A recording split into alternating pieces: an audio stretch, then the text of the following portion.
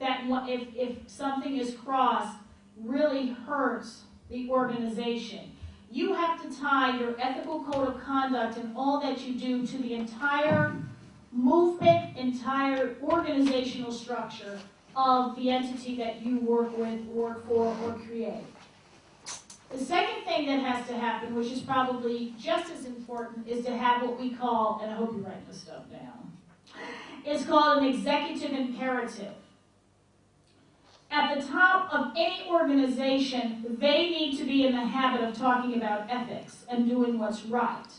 It needs to be a part of a daily discussion. I mean, every day you don't have to use the word ethics, but you have to walk it and talk it.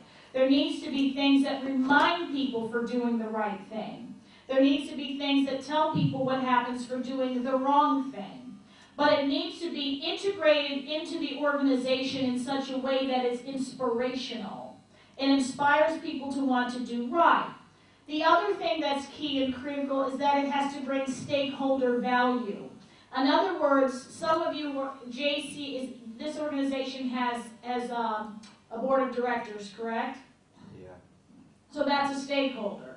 Then you have your relationships with other organizations that are external.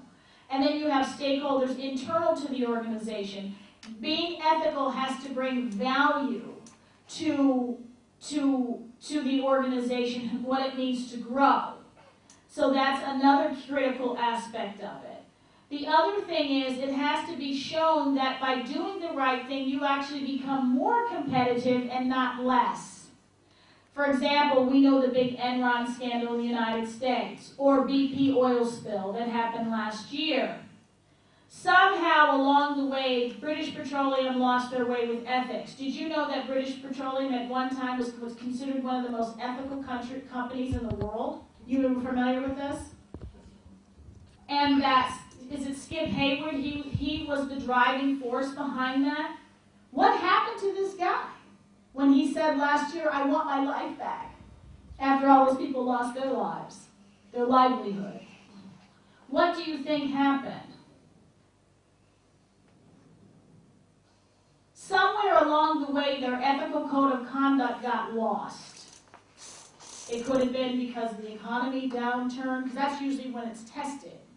Your ethics are tested when there's tough times, because it won't hurt if you just take a little bit. Nobody's going to notice that it's gone. I'll take a little bit more. I'll tell you a funny story. I'm a chocoholic.